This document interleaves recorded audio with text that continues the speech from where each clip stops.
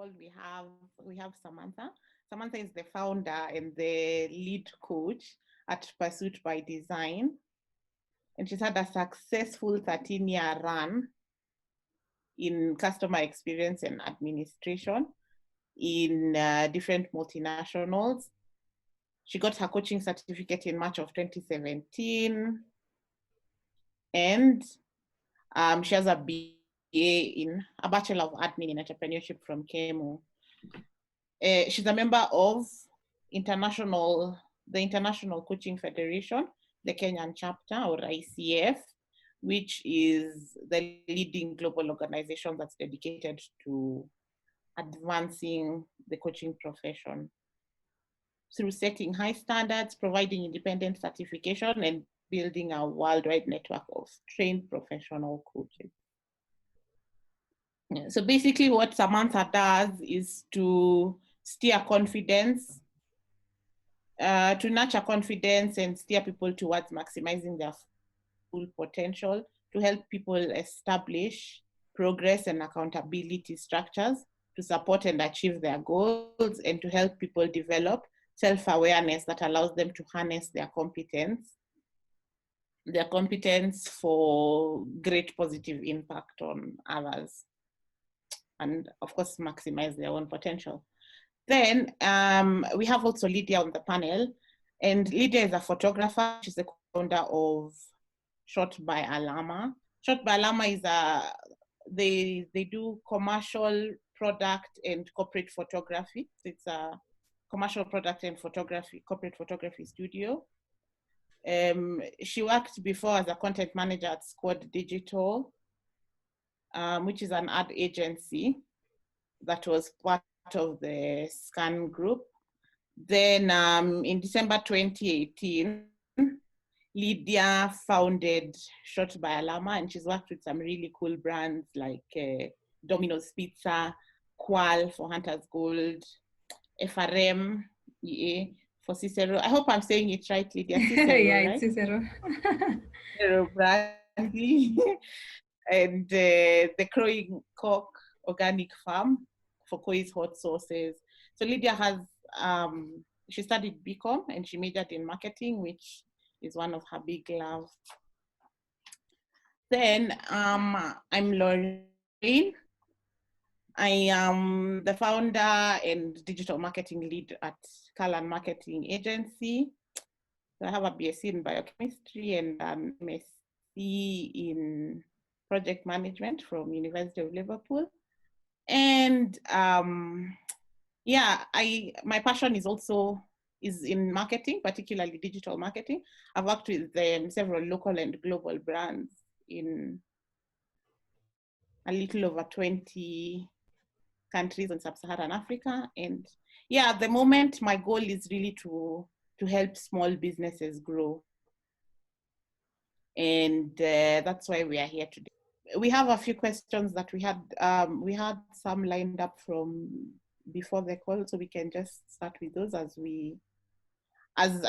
you guys then can build on. If you have any other questions to ask, you can always just enter them into the group chat. So we'll mute all your mics and then have the panelists answering the questions and unmute as needed if at all we have to, but you can put all your questions into the group chat. Sorry, that was me, and we move here to the questions. Okay, so Lydia, I think we'll start with you. Mm-hmm. We have a question on how do I get the right photographer to take my photos? I think that's something that a lot of people who've never had a photographer before struggle with. So basically, so basically it's people want to get value for their money. Yeah. So if you're looking for a photographer, you want someone who can be able to help you achieve your marketing goals. So basically, the first thing is do a bit of research. You can ask around from the network of people you know. The next thing you can do is you can also Google around your locality, social media networks, see um, who are the photographers around you. But it's important, even as you're looking for a photographer, you're also looking for someone who will be able to capture the right thing that you need taken. For instance, there are wedding photographers, there are product photographers. So doing that bit of research helps you do get the kind of photographer that you need. Also check out their social media pages, check if there are reviews regarding the work that they've done before. What are people saying about their work? And then also their style of work. I think that's the most important thing to look at when you're looking for a photographer. Like what you said, making sure that you capture the right, they capture the right thing. I think many times people just think that you can use a photographer, any kind of photographer, for any project. Yeah.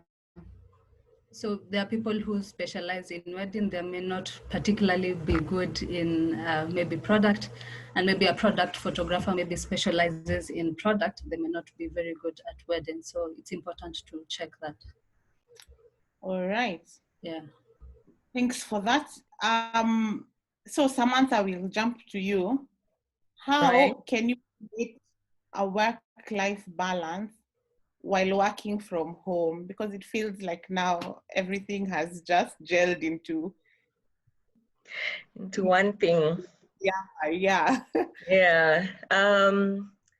That is a very common scenario right now in many homes. There is homeschool, there is taking care of the home.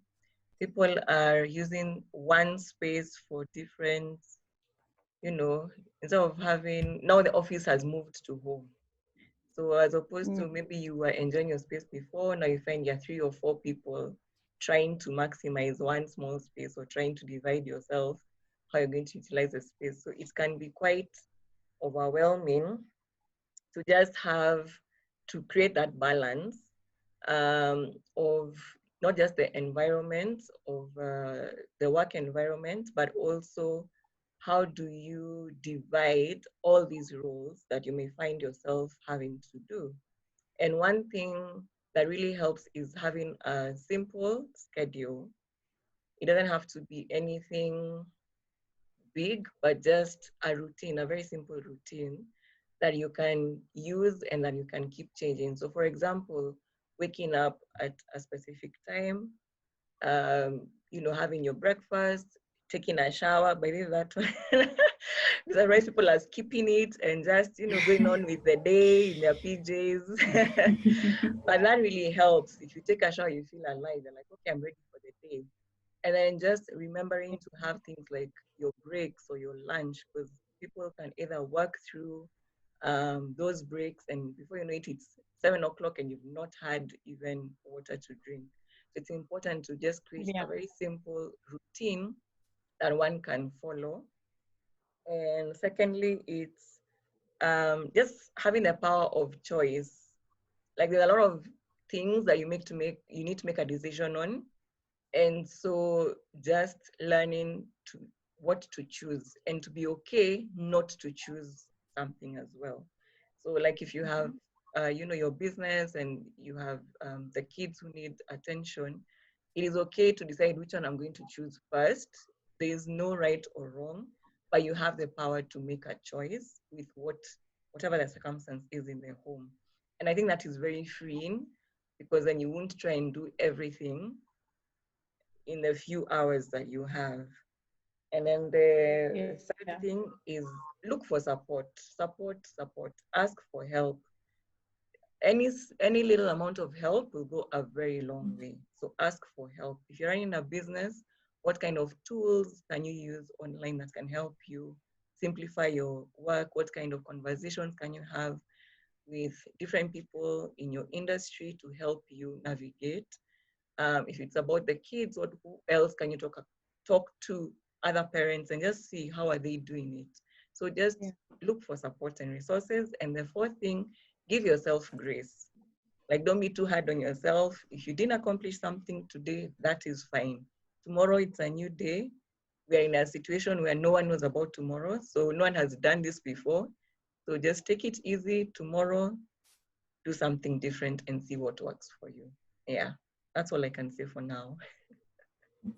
Sounds good. Yeah, I've found this question to be really relevant, because you just find each day is just blending into the other. Yeah, that's true. You've not done everything you needed to do or whatever you planned, and going into that rabbit hole that is TikTok. Yeah, that's true. Yeah. So, okay, the next one would be for myself. This, I think, is a question that many people are trying to figure out right now. How can you market without money? It's a bit of a difficult question, but I'll try and answer it as well as I can. So, if you don't have money, I think the important thing is to understand how long are you willing to spend to achieve the goals that you want. So I'd say, think of, it'll be a very long term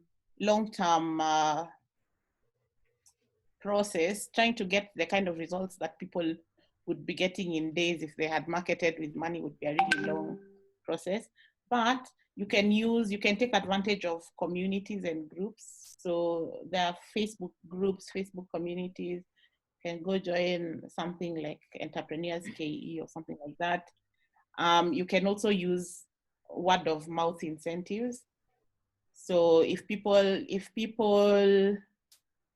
come in and say, if you ask somebody to give you a review or to tell somebody about you, then you can reward them with a service or something like that, and you'll be marketing your business without spending necessarily. You can take advantage of affiliate marketing. So if somebody makes a sale, then you pay them. If they don't, then you don't. Blogging and vlogging, video content is huge right now. Everybody is using webinars. There's so many notifications that are coming at the top of Zoom saying that we have so many users right now, and for that we are going to disable the function for dialing. We're going to do all these things because video is huge right now. So vlog, blog, make YouTube content, write in your blog. People are searching every day. Everybody's on the internet right now. Use your networks, your friends and family to help amplify your sound. So I think, or your brand. I think marketing without money is just trying to amplify as much as you can. Yeah, I think that would be it for that. Onwards to photography, Lydia. Yeah. So we have a question. If I invest in professional photography for my business, what will my return on investment be? What's the ROI from photography? Yeah, well, I think for a lot of people, that's the thing that they have in mind, because we all know it's an investment. You invest in money in that, you would want to know before investing that you'll get something in return. So basically, photography should fit into your overall marketing and branding goals. So what are your marketing objectives? Because good imagery is supposed to assist you in your marketing. So one of the things that you should expect to get once you invest in your photography is a positive brand image. People will be able to trust you because people look at you as a professional. Once you have professional imagery, people are more likely to take you seriously and to trust that you can deliver what you're saying you will deliver. The other thing is you're able to attract eyeballs because people are so used to good imagery nowadays that if you have bad photography or bad content, people will most likely overlook it. So if you have good imagery, you're more likely to drive engagement, get eyeballs to your product, and then review your product. So you're also enhancing awareness about your product, because then people will be able to look it up, share. And because one of the biggest things about product photography, for instance, is it captures the best features of your product. So it raises also the awareness of your product. So all these things, these are elements of your marketing that your good photography should be able to help you achieve. Okay. Yeah. That's pretty interesting. So I'll just throw in another question. Okay. How would you say, what do you think would be the balance between good photography, some really strong imagery, and authenticity? Because I think a lot of the times, many people think that, okay, this thing has been really overdone. Is it real? I remember there was a time when there was this video that was going round about of a burger, how they are making the burger look so real with cheese is not really cheese, mayonnaise is fake. Yeah. Like how do you know that, how do you strike that balance of good imagery versus authenticity? Well, I think it also depends on the platform that you're using. For instance, if you're advertising on a billboard, you need to get that very beautiful, accurate photo, regardless of the process that you use to get to that photo. And then if you're using the photo for social media, it is you can still use the same photo, but a lot of the times, if you want to show authenticity, there's also the aspect of showing process, showing that human touch, maybe how you deliver your product, how the process of how you get to create your product and how you deliver it to your customer. So it definitely shows the authenticity of your product. Yeah. All right. Okay. So Samantha. Yeah. I'd ask, here we have a question here on self-care and how you can do that as a business owner. So if I give you an example, like in my life, I find myself working through the night, and before I know it, the day has come. I've not drank water, I've barely eaten. Every day, like I said, just blends into each other. So how do you incorporate the self-care into as a critical part of your life as a business owner? Yeah. One thing it's important to know as a business owner, when you're not there, what happens to your business? So once you know the importance of you being, you know, at your best in terms of physical, then you will take a bit more time to actually take care of yourself.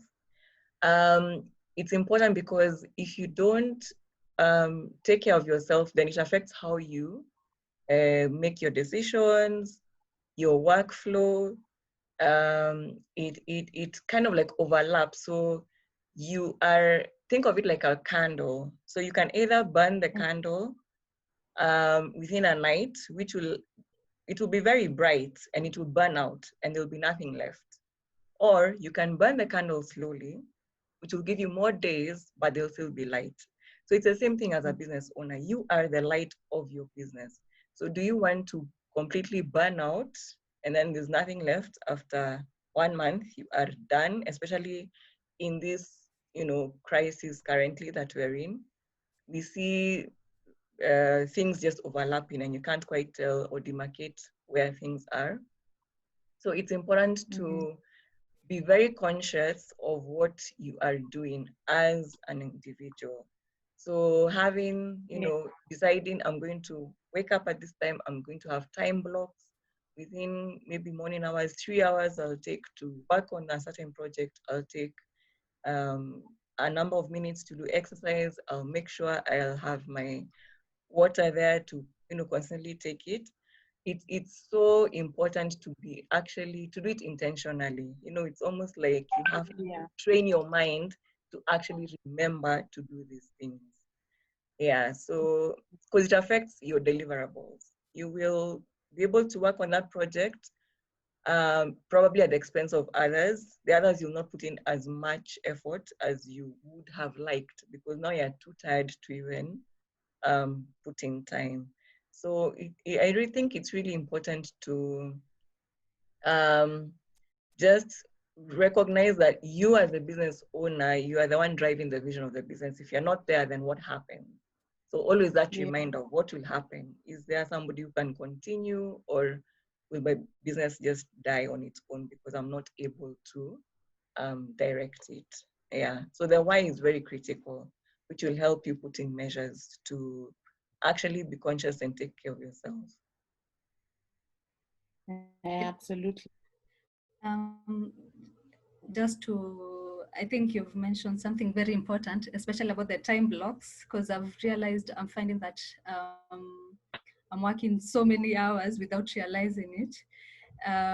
You find you haven't left your desk over lunch, you still come to your desk and you don't realize that you're spending so much time, and you by the time it's evening, you're kind of rushing to do other things, but you still want to come back to your desk. So that's a very good point that you've shared.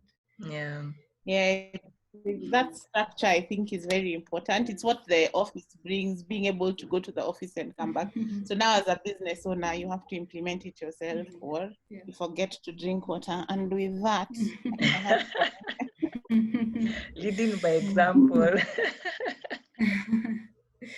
I'm taking in what you're saying. I'm listening. That's good. Okay. Yeah. So we have a question here from Christine. In terms of digital marketing, what type of content do you want to put out there, especially in this time of COVID-19, for your stakeholders and staff? Okay. So this, what I would, my advice would be, it's good that you know that you have two different people that you're messaging, and each of these people get different messages. Digital marketing, I want to believe that that should be going out to your consumers and not your stakeholders and staff. I'm not sure, maybe you can elaborate a bit on that. But I think when it comes to talking to your staff and talking to service providers and all that, everybody is going through a difficult time. Everyone understands right now. It's not going to be very difficult to explain to people that this is the challenge. Right now, I won't be able to continue with the contract. Times are tough. We don't know what's going to happen. As Samantha said, we don't know what the future holds. Everybody is in this state of panic and fear. So you want to try and be as honest as you can, because honesty helps people understand and see the humanness of your brand. They'll see how that behind the business name are people, and are people who are going through a tough time. So in terms of what you'd be speaking to your consumers, because I guess those are also your stakeholders, you want to tell them that this is where we are. We are now on social media. We have created a new website, so you can be able to find us here, or we are open, we are closed. You can also showcase, again, like I said, it's about being human. So you can showcase the steps that you're taking to make sure that your process is sanitary. I'm going to use the word sanitary. And you guys are taking steps to help manage the spread of COVID, so they can still be able to trust you. So show them, take them, like Lydia said, to the back, let them understand the process, let them kind of walk through, without divulging your corporate secrets, let them walk through what your process looks like. Let them see everybody wearing their masks, people sanitizing their hands, but don't forget to don't lose sight of your core message. What is it that you want to deliver? So here we are talking trust, we are talking human, but remember what your brand speaks for. So don't just send anything that's not in line with your brand. I hope I've answered you adequately. If you still have any further questions to ask, you can still write them in the message box. So back to photography, right? Yeah. How? Here's a question. How would one share good imagery on a budget? Okay. I think that's a question I think I also encounter quite a bit because we know most businesses have a lot of things they're tackling and they're dealing with. So the best thing is to look at your budget and then see what it can enable you to achieve. Can you get photos every quarterly or maybe every half yearly? So for instance, you can decide to, if your budget only allows you to take photos every quarterly, maybe that's 3 to 4 months. You will get maybe 5 to 10 photos. You can decide for these 5 to 10 photos, I can be sharing one a week of each of these photos and then rotate them in the other coming months. So you have content that you share gradually, but then you can keep refreshing the photos because people don't quite cram the photos that you share on your pages, but then you can use them over a longer period of time. The other thing is, as you're shooting, you can work with your photographer to get general themes. Don't shoot for probably Valentine's Day, because then those photos are only relevant during Valentine's. So if you shoot if you shoot more general themes, that will enable you to use photos for longer. Then if you're stretching your photos over a longer period of time, as you were saying before about the process photos, you can think of how internally you can also get photos of your process or what you do on a day-to-day basis to complement these other photos. So then over a longer period of time, you still have a lot of content that you can use without really struggling as much and still keeping within your budget. Yeah, I think that's important. I've also encountered a lot of clients wondering what they would do with like how they can get good images on a budget. And one of the biggest challenges that I've seen is people repurposing content, especially on sites like Instagram. Yeah. You want to make sure that you need your photos to serve a longer period of time, so that because it remains on the timeline, people just scroll through and see, and it's not going anywhere. So you want to make sure that you keep it evergreen, if I may. Yeah. Just maybe one other thing for the people who can do design internally, or who can be able to use some tools. What they can do is, when you're working with a photographer, you can ask them to take a couple of PNG images, that is with a transparent background. Then you can pair those images with probably free stock imagery, so that you can be more flexible. Okay. Yeah. So my next question will be for Samantha. How would someone make business decisions confidently in the midst of uncertainty? So at this stage, like I've been talking to a few people, and people are just in this space where they're not sure, they don't know what next. They want to make big decisions. They know they need to make big decisions if their business is going to survive, but they're not sure what the right decision is going to be. Yeah, it's a very unprecedented times. I think the main thing is to first keep the vision. of the business. The vision is usually the long term. It's usually a 5-year or lifelong thing that gives life to the business. So the vision needs to remain the same.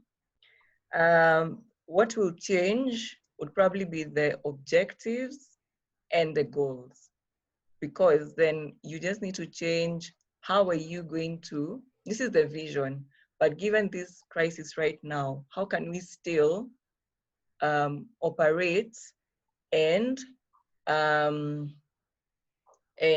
build on the vision, or the vision is the guiding principle of the business. And one thing is also defining what is this big decision. People say, oh, I need to make a big decision, but what is the big decision? What is it? How can you break it down into simpler and smaller decisions? Because that is what entails the big decision. Is it going to affect does one decision affect all your finances, or is it many small decisions that affect the finance as a whole?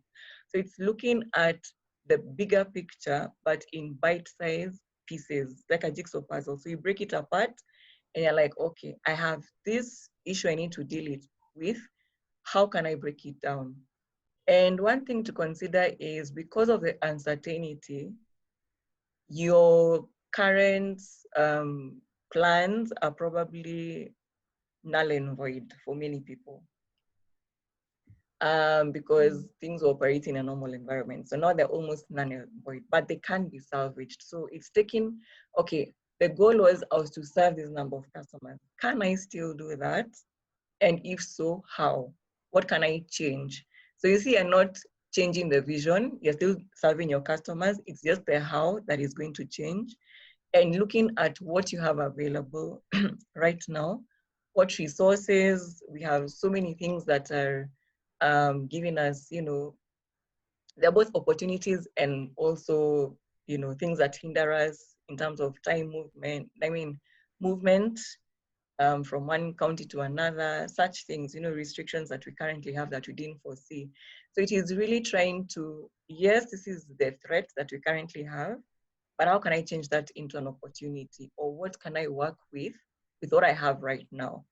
So I think it's to narrow down and look at what we have right now, because tomorrow can change. We see that in the news all the time. Things are changing very fast. So you can't make a decision based on, I think tomorrow. It's, okay, today, this is what information I have. I'm gonna deal with this situation this way today, or this is the decision we're gonna make today. But also, if you're having a team, just keep reminding them that we are making this decision today, but it can change tomorrow. And if the situation does change, then you give different scenarios. What if something else crops up? How will we still be able to work or not? So it's, I think, the time for business owners to be really quick on their feet and being able to make decisions without having the full picture, because that's something we don't have right now. But most importantly, make a decision. I think it's more costly if you don't make a decision. No matter the simplicity of it, even though you do not know whether it's 100% going to work out or not, the only way you will know is if you try. So take that leap of faith and be like, this is the information I have. Let's make a decision on this. Let's move forward. If it's not working, we see it's not working, let's quickly change it and try something else. So yes, it's trying to be confident with yourself and being vulnerable to it may or may not work. Yeah. Good stuff. I think that's really deep. Remembering that there's the vision, and that is going to remain the same. What changes is the goals, the small goals. I think many times people tend to lose sight of, or it gets all jumbled up in your head, and you mix up your vision and your goals, then you forget exactly where it is that you needed to be. So it's really insightful stuff. Yeah. So we have a question. We have a question here coming in. It says, how can one accurately measure the effectiveness of digital marketing? On average, how much time is required before one can see a return on their investment? So this is a really good question. The question I would push back with this is, what exactly are your goals? Because if you know your goals, if you're able to allocate a budget towards it, allocate resources towards it, then it will tell you how much time you can, in how long you'll be able to see a return on investment. So it's just understanding, if sales is your goal, you want to generate sales from social media, then you need to see, how much am I going to put towards ads? How much am I going to put towards maybe resources that would be managing the page and dealing with consumers to be able to convert them? Because just pictures alone and videos alone may not necessarily do the job for you. So it's really about understanding what your goals are and then being able to see whether you've gotten that return, because you can be able to calculate. There are a lot of tools. So for example, if maybe you run a blog and you want to see whether you're getting an ROI from your blog, there are a lot of tools to track where the traffic was coming from. Was it coming from Facebook? Was it coming from Twitter? Was it coming from Instagram? No, Instagram doesn't really have links. So Twitter, you can't click many links depending on how big your brand is. But yeah, so you can be able to tell exactly which channel your traffic is coming from, and you'd be able to know that this one is converting more than the other. Maybe I need to continue with this kind of content. Maybe I need to put in more money. Maybe I need to reduce it. This side is not converting. I have maybe the wrong group of people that are following me. So there's a lot to consider. It's a huge mix of factors, but it's definitely a conversation that we can continue beyond this call. Okay, I hope I've answered that question accurately. So I think the next question will go to Lydia. We have a question. Mm-hmm. Everyone has a camera on their phone and Mm-hmm. can take their own photos, especially for social media. So Mm-hmm. what does it mean? What does that mean for professional photographers? And how do you get potential clients to see the value of you as a photographer? Yeah, that's very interesting. But it's actually the truth of what's happening. A lot of people now have access to cameras through their phones, so they're able to get pictures for their social media, especially for people who are starting out. The thing to remember is, sometimes when you are running a business as a business owner, getting probably the right kind of photos for your business may not be the priority, because you're covering so many other things. So one of the things that as a photographer, because that's my full-time job that I do, is basically try to understand what you are trying to show with your product. So it's basically trying to show off the best features of your product, trying to show off your product in the best light, and also trying to tell a story with your product. What should your audience be able to understand when they see the photo? So for people who do not have a budget, yes, that would be the best option to first start with taking photos of your phone. You can even try to get a few tips probably online on how best to do it. But then if you have bigger needs beyond your social media, you need professional photography. For instance, if you're going to invest a lot of money in your marketing outside social media, you'll need a professional photographer to take photos of that. And for your social media, once it reaches a stage where you need to be more consistent in how you tell your brand story. For instance, even when you see Instagram, there's something called the grid, the look of your grid. You want your grid to look a certain way. And a lot of the times, there's a certain style that photographers are able to achieve that you may not be able to achieve because they've been able to do it longer and to maybe practice a lot more.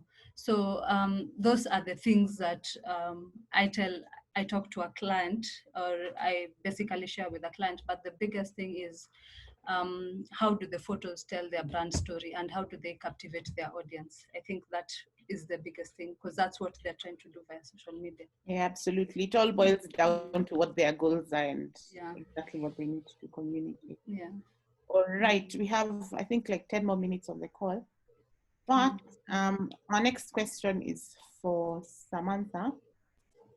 For what options does one have, or do I have as a business owner and employer when my customers have asked us to stop the works while they evaluate the situation? Yeah, that's a good question. Yeah. Maybe not a definite answer, but one of the things is to keep communication open. I think communication is such a vital thing right now. Is just have those communication lines open, reach out to the customer, find out how are you doing. Yes, we understand the current situation. Is there anything I can do to help? Or is there anything, or what is your need right now? And maybe we can see how to work together on that, you know? It could be, I think right now people are overwhelmed. There are very many things that they need to handle in the midst of uncertainty. And it could be something, when you open up a conversation, an opportunity could come up. So maybe their fear was, okay, I don't know whether we can do this at this cost, for example. So you as a provider, are you able to say, okay, what costs are you kind of looking at? Can we then, instead of paying this for this period of time, can we scale it down? What are you comfortable with? So through conversation, we can get to understand where the customer is, or where the supplier in this case, or the customer needs help, and whether we can plug in or not. And in some cases we can plug in some cases we can't. And that's okay. But even though we can't plug in, just keep the communication lines open, keep asking them, how are you doing? I'm still, just keep conversations going. I think that's so important. Yeah. I hope that helps. I definitely agree. Yeah, now Yeah. is a time, your goal might not be hard sales right now, but you can be able to nurture your relationships, because when this thing ends, and it will, things might start getting to a semblance of normalcy, and we can be able to start reviving all those relationships that we've been nurturing during this period. Yeah. So it's not a total loss. You're just getting wins, but in a different way. Yeah. I think one other thing which has just crossed my mind is having conversations also with your peers in the industry. Because if you can collectively come together, you might have a similar customer, for example, and you can provide almost a same service, or slightly different, but how can you collaborate with your peer to still help this big customer who uses both of you? Or what ideas, or what are they doing that you can also benefit from and borrow a leaf from? I think that also really helps. Also talk to peers within the industry and just see how are they coping, how are they dealing with their customers as well. And if it's a general customer, then how can you both, collaborate and serve the customer? Yeah. I also hope that helps. Yeah. So we're coming down to the last 5 minutes, and we have one last question, and it's still to you, Samantha, as we close. How does a business coach price their services? Interesting question. And at what point should one introduce a business coach into their business? All right. So a business coach prices the services based on the needs of the client. I mean, there's so many dynamics to what a startup, a coach for a startup would be very different from a coach to an established business, because their problems are different and the operating environments are very different. So it depends on the client, or it's about the stage of the client. And then at what point a business coach should be introduced? I think the earlier the better, because what a business coach does is just help you navigate into your new space of running a business. And it doesn't mean to say if you've done it for 5-10 years, you need it. You need a business coach. People have had coaches for 10-13 years. It doesn't mean that the business coach is there 24/7. You can decide, okay, once I'm through this season of this business, we can take a break and then we can pick up another conversation, another season of this business. Yeah, so I would say look for one as soon as you can. And just especially, it's interesting because right now, there's this myth that you look for a business coach when your business seems to be doing well or when there's no crisis, but actually you will not see the benefit if you can't turn things around. If there's nothing to turn around, then you don't need a coach, right? But if you do need to turn things around and you do need guidance and you do need just help navigating your space, which we all do at a certain point in our lives, then it is important to have that conversation with a business coach. Yeah. So wherever you're at, jump right in. We'll close this meeting and be in touch with everyone. Yes. Take care. See you. Bye. Bye. Bye.